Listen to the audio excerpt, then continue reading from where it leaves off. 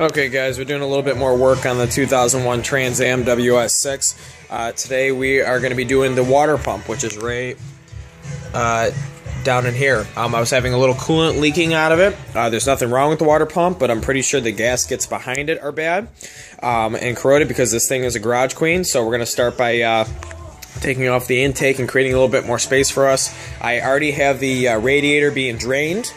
Make sure you take off the top cap and then the bottom right cap, or screw I should say, so it drains a little bit faster for you. Okay, so I've removed the air box, and I also removed the upper radiator hose, which would go right here, just a quick clamp, nothing crazy. I also shoved a rag into the intake just in case. I don't want to get anything in the engine. Now you're going to take a, let's see what size I'm using, 15mm socket, and then you're going to put it right on the tension pulley, and you're going to push it forward so that way we can loosen up the belt. As you can see, it moves, and that's how we get the belt off.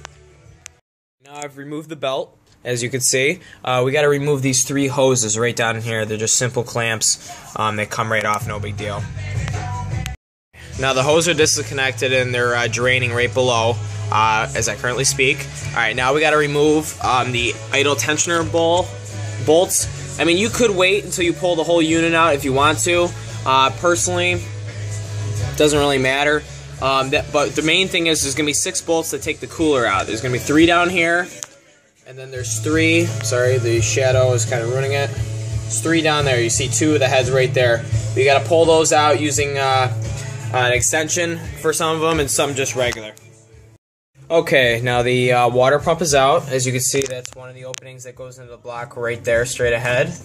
And then the other opening is right there. The gaskets that you need is supplied in the new pump that you buy at Advanced Auto. I got mine for, it was $140 online, and then I got 30% off, so then I knocked it down to about $89 after tax.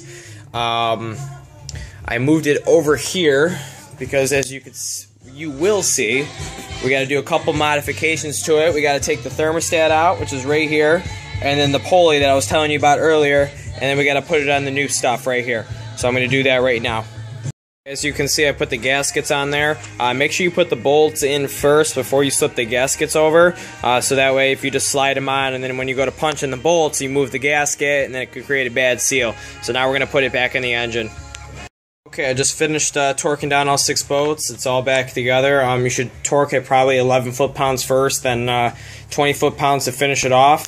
And now you just got to reconnect all the hoses, fill up the coolant, and run the engine to get some coolant back into the block because we did take the pump off. And then actually, before you do that, make sure you put the damn belt back on, otherwise you're going to have a serious issue.